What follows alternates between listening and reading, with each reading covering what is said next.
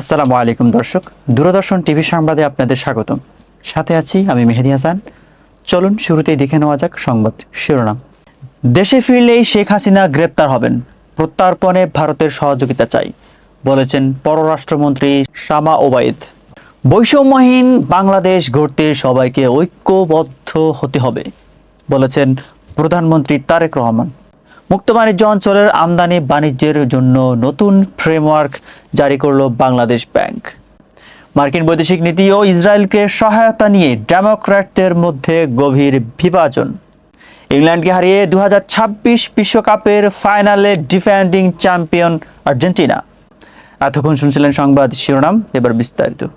দেশে ফিরলেই শেখ হাসিনা গ্রেপ্তার হবেন, প্রত্যর্পণে ভারতের সহযোগিতা চাই, বলেছেন পররাষ্ট্রমন্ত্রী শামা ওবায়েদ। পররাষ্ট্র মন্ত্রণালয়ে সাংবাদিকদের সাথে আলাপকালে তিনি বলেন, যেহেতু শেখ হাসিনার বিরুদ্ধে ইতিমধ্যে রায় ও সাজা ঘোষণা হয়েছে, তাই তার সরাসরি আত্মসমর্পণের কোনো সুযোগ নেই। তিনি বাংলাদেশে পা রাখা মাত্রই তাকে গ্রেপ্তার করা হবে। বাংলাদেশ ইতিমধ্যে শেখ হাসিনা সহ ভারতে অবস্থানরত অন্যান্য আসামিদের হস্তান্তরের জন্য দিল্লির সাথে কূটনৈতিক যোগাযোগ করেছেন এবং এ বিষয়ে ভারতের রাজনৈতিক ও কূটনৈতিক সহযোগিতা প্রত্যাশা করেছে। তবে এই ইস্যুটি দুই দেশের বহুমাত্রিক দ্বিপাক্ষিক সম্পর্কের ক্ষেত্রে কোনো বাধা সৃষ্টি করবে না বলেও তিনি উল্লেখ করেন। একটি বৈষম্যহীন, সুখী ও সমৃদ্ধশালী বাংলাদেশের বিনির্মাণে দেশের সর্বস্তরের মানুষকে এক হয়ে কাজ করার আহ্বান জানিয়েছেন প্রধানমন্ত্রী তারেক রহমান। সচিবালয়ে ক্ষুদ্র নৃগোষ্ঠী ও জাতিগত সংখ্যালঘু সম্প্রদায়ের প্রতিনিধিদের সাথে এক মতবিনিময় সভায় প্রধানমন্ত্রী এই কথা বলেন। তিনি বলেন, বর্তমান লড়াইটি অত্যন্ত বড়। আধুনিক বিশ্বের সাথে তাল মিলিয়ে টিকে থাকতে হলে এবং ভবিষ্যৎ প্রজন্মের জন্য সুন্দর বাংলাদেশ গড়তে হলে আমাদের ঐক্যবদ্ধ থাকতে হবে।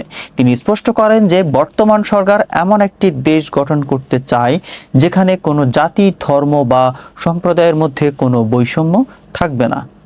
দেশের অর্থনৈতিক লেনদেন সহজ করতে এবং ব্যাংকিং ঝুঁকি কমাতে ফ্রেমওয়ার্ক বা নতুন নীতিমালা ঘোষণা করেছে কেন্দ্রীয় ব্যাংক।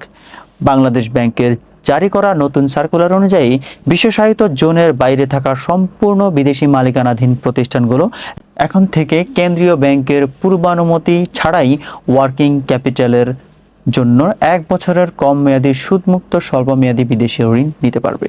এছাড়া মাঝারি মেয়াদে সর্বোচ্চ $50 লাখ পর্যন্ত এবং 5 বছরের বেশি মেয়াদী দীর্ঘমেয়াদী বিদেশি ঋণ নেওয়ার সুযোগ দেওয়া হয়েছে, যার সর্বোচ্চ বার্ষিক সুদের হার 3% বেশি হতে পারবে না। মার্কিন প্রতিনিধি পরিষদে ইসরায়েলকে দেওয়া জরুরি সহায়তা বিল পাশের ভোটকে কেন্দ্র করে ডেমোক্রেটিক পার্টির অভ্যন্তরে বড় ধরনের নীতিগত ফাটল দেখা দিয়েছে। গাজা পরিস্থিতি এবং মধ্যপ্রাচ্য সংকট নিয়ে মার্কিন যুক্তরাষ্ট্রের বৈদেশিক নীতিতে এক ধরনের পূর্ণ বিবেচনার চাপ তৈরি হয়েছে।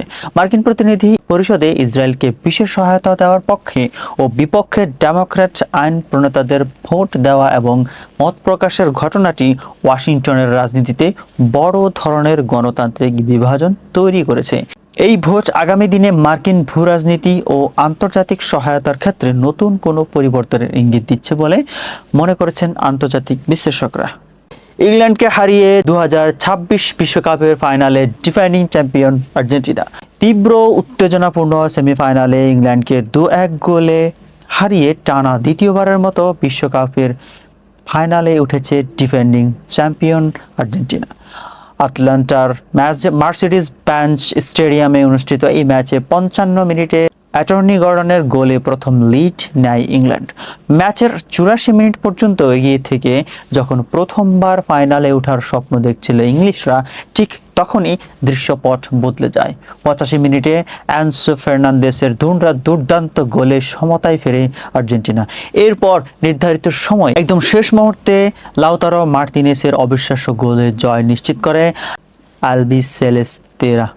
আগামী রবিবার ফাইনালে স্পেনের মুখোমুখি হবে আর্জেন্টিনা, আর শনিবার তৃতীয় স্থান নির্ধারণী ম্যাচে ফ্রান্সের মুখোমুখি হবে ইংল্যান্ড।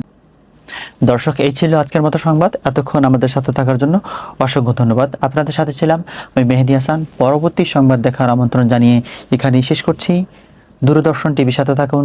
আল্লাহ হাফেজ। আসসালামু আলাইকুম।